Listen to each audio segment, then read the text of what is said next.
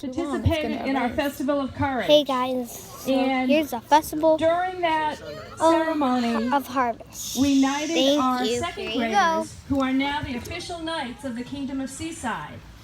And they were charged with the duty of protecting our school and the Queen of Seaside. Also, during that program, our students learned that it's now time for the change of seasons. And during that change of seasons, we go from the warmth of summer and we look forward to the cool days of autumn. And according to our Waldorf traditions, this is a time for students to go forth with courage and to prepare for the colder months that come. But it's also an opportunity for them to concentrate on their inner light. So today, we are going to have a performance of our 6th, 7th, and 8th graders. It's the play of St. George and the Dragon, followed by a poem recitation by our 3rd graders, and then songs by our 4th and 5th graders. So thank you for coming.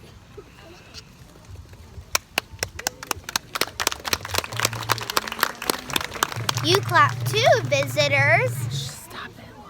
Once upon a time, there was a small village whose townspeople greatly feared what lived in the nearby lake. A terrible dragon would rise from the lake every day and attack the village, breathing fire on their homes and burning their fields and crops. The townspeople grew tired of living every day in fear, so they begged their king to do something. The king thought of ways to appease the dragon in order to come to peace.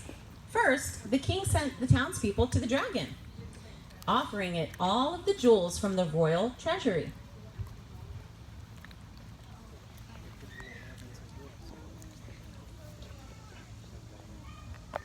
The dragon took the jewels, then ate the townspeople.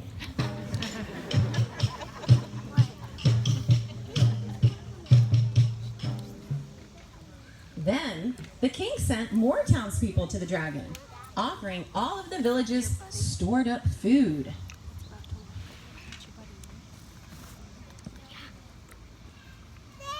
The dragon ate all the food, then ate the townspeople.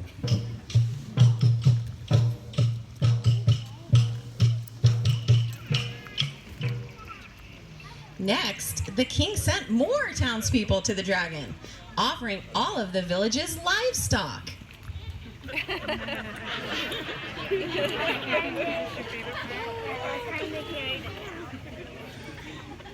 The dragon ate all the goats and all the cows, then ate all the townspeople.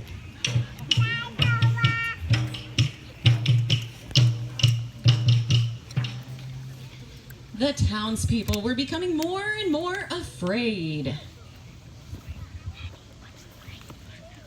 They begged the king to stop trying to make peace with the dragon and instead find a way to destroy it. So the king said, I will send my entire army to the lake to defeat the dragon in a battle. Surely he cannot withstand my army. And so the king's army was sent to the lake intending to attack the dragon.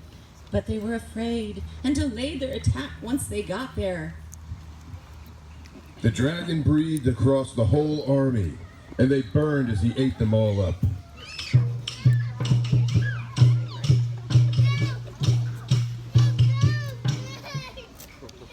Well, the king was out of ideas and no longer knew what to do.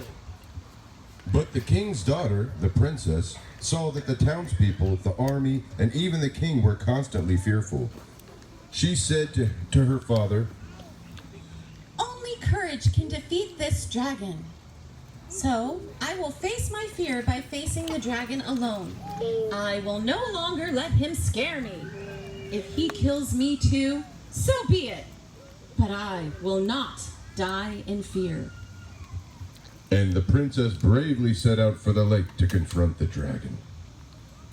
I think this is almost the end. Now, a certain knight named George was traveling through the village.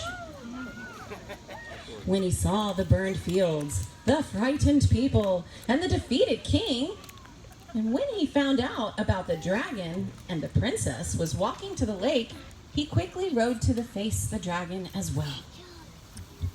He approached the lake just as the princess arrived, and he said to her, "Such courage you have, fair maid.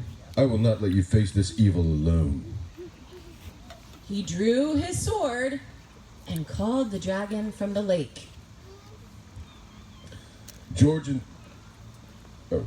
Then the dragon laughed at the pressure of the single knight and an unarmed princess. But as the dragon laughed, George plunged his sword into the dragon's side. And the princess quickly bound the dragon's neck with her sash. George and the princess led the wounded dragon back to the village. The remaining townspeople became even more afraid as they saw the knight and the princess guarding the bound and wounded dragon. But George shouted, "No longer be afraid. Courage will always defeat evil." Then he beheaded the dragon.